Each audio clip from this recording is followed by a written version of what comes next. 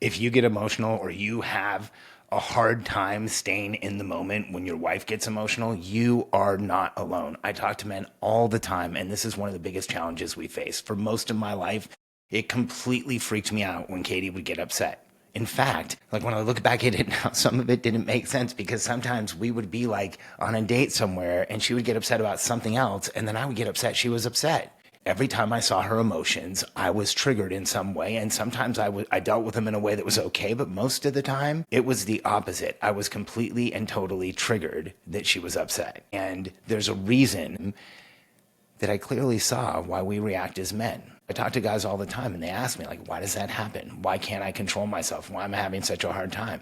I'm like, well, part of it is because you don't understand where this comes from. When you do, it almost immediately gets a little bit easier not to react as much. Because here's what I know about you and me as men. Our whole lives, we have been told not to feel. The world has reflected to us, sit still, stop talking, don't ask the question, don't make so much noise, don't make everybody else uncomfortable, don't talk so loud, don't say the thing.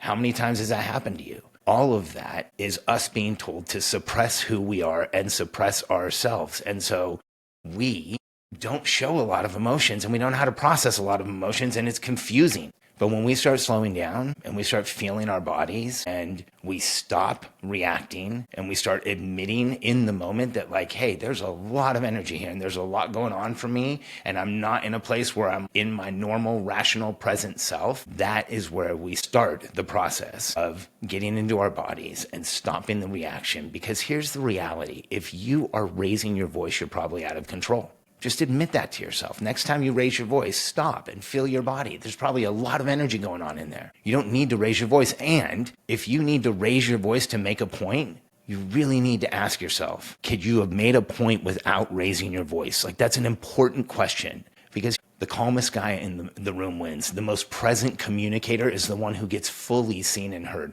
The one that people feel safe around is the one that they will work for, the one that they will do extra things for, the ones that they will really appreciate, the ones that they will protect. And so slow down and understand where the reaction comes from and set the goal that that's not going to be you anymore. You won't be perfect. Give yourself grace, but move in that direction.